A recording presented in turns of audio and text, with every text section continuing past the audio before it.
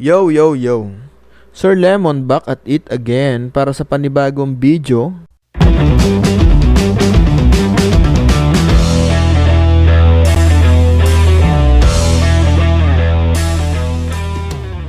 Alright. So wala nang intro, no? Nakikita naman ninyo kung sino yung nasa harapan ninyo, no? Siya ang pare ng tugma at kasama niya ang rapstar, Flo G. Ang galing! Ang galing! So, pakinggan na natin, panoorin natin tong video na to. Ito yung video na aking babatikusin. So, let's play it. Bawal ng bawal. At hindi na ako pare ng tugma. Ako ang arsobispo ng lirisismo. Okay, so alam nyo na siguro kung bakit napili ko tong video na to, no, para tirahin naman. Hindi ko naman actually to okrayin. Itatama ko lang. Unang-una, tong si Looney ay pare ng tugma, aka hari ng tugma. Dahil naka-costume siya ng ganito, tinawag niya yung sarili niya na arsobispo ng lirisismo. Okay, nagra-rhymes. Galing, ano? Ang galing! Ang galing! Tumutugma, pero ano, tignan nyo mabuti mga ka-lemonade. Hindi yan arsobispo. Mga bobo! Isa siyang tagahatol, judge yan, 'di ba? Mema lang to si Looney, ano. Mema sabi lang 'yan. Dapat sa kanya applicable yung salitang basta rhymes. Basta may rhymes, pwede na. Gago! Tapos tinawag niya si Flo G na kawal ng bawal. So ano 'yun? Sinong sinusunod ng kawal na to, 'di ba? Si bawal, bawal umihi dito, bawal magtapon ng basura dito.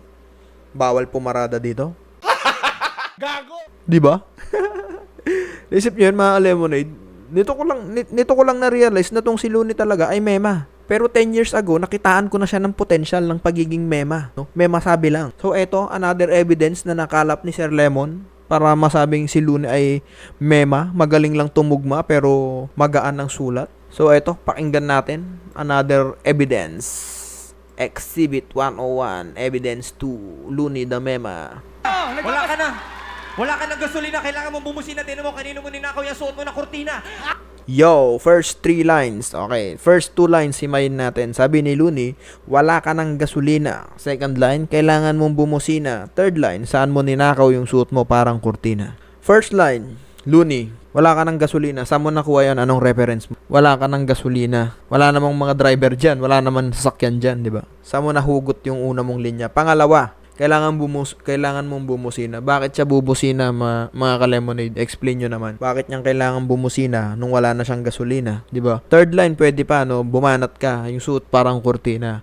So, atake yon sa kalaban. Pero yung hinugot mo, kahit freestyle pa yan, ano? Yung hinugot mo na first 2 lines mo, yung freestyle mo na first 2 lines, wala ka ng gasolina, kailangan bumusina. Oo, tumugma, no? Nag-rhymes ka lang doon, Looney. Nag-rhymes ka lang, pero yung sinabi mo, nonsense.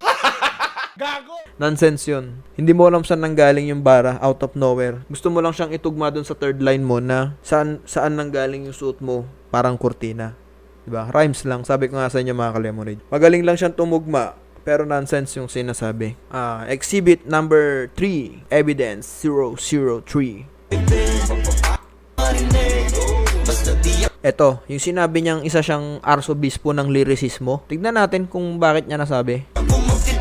Mukha bang arsobispo to, mga ka-lemonade? Hindi ba tagahatol to? Hindi ba judge? Kung si Flo G sinabihan niya na kawal ng bawal, at yun ay ang reference niya dun is yung suot ni Flo G, pwede. Pero kung ang reference niya dun sa arsobispo ng lirisismo, nagkakamali siya dun. Dahil ang arsobispo, mga ka-lemonade, ay archbishop. So hindi siya archbishop. Isa siyang tagahatol. Mga bobo! Naniwala na kayo na tong si Looney minsan, yung sulat neto, yung sinasabi neto is mema.